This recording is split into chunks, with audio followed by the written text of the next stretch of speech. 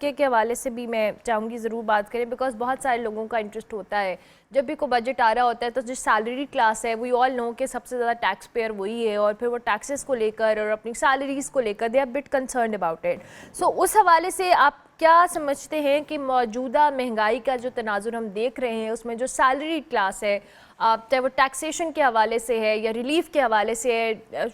Can we expect something good? We can اس میں، لیکن we have to be realistic as well, کیونکہ حکومت کا جو سب سے بڑا پریشر اس وقت ہے کہ جو ڈائریکٹ ٹیکسیشن کا جو ایک اپنے جو کہتے ہیں نا، you have painted yourself into a corner, تو وہ ایک ڈیلیما ہے. ایف پی آر اور جو ریجنل جو ہمارے بورڈز آف ریونیو ہیں، ان کو اوبیسلی مل بیٹھ کے ایک سولوشن نکالنی ہے جس میں ٹیکسیشن پھیلے. یہ کوئی میں بالکل کوئی نئی بات نہیں کر رہا، یہ شاید پچھلے جب سے میرے کریئر اپنا شروع کیا میں تب سے یہ سن رہا ہوں کہ ٹیکسیشن نیٹ کو پھیلانا ہے. تو وہ کوئی نئی بات نہیں ہے، لیکن جب مشکل سے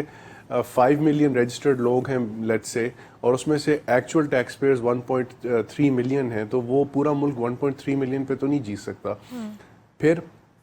اس سے ایک اور انڈیکیشن آپ کو ملتی ہے کہ اگر 1.3 پہ اتنی ٹیکس کلیکشن ہو رہی ہے تو اگر ان کا ٹیکس ریٹ تھوڑا سا کم کر کے اگر آپ اپنے ٹیکس پیئرز کو کوئی 10 گنا بڑھا دیں، جو کوئی اتنی بڑی بات نہیں ہے، تو آپ امیجن کریں کتنا ٹیکس ہم اکٹھا کر سکتے ہیں. لیکن اگر ٹیکس اکٹھا کیے پھر اس کا دوسرا پہلو آتا ہے خرچوں کو ہم نے کم کرنا ہے. جو ابھی میں نے آپ سے تھوڑی دیر پہلے کہا تھا کہ جو قرضوں کا جو خرچہ ہے یہ پاکستان کے لیے کافی بھاری ہو گیا ہے، اور خاص طور پہ جو ڈومیسٹک ڈیٹ ہے. تو ہم مطلب کہ یہ بیلنس طریقے سے لے کے چلنا ہوتا ہے چیزوں کو. اس طرح نہیں ہے کہ صرف ایک پوائنٹ کو لے کے انسان آگے چل پڑے، آپ کو ہر چیز کو اس کی کازموس میں دیکھنا ہوتا ہے.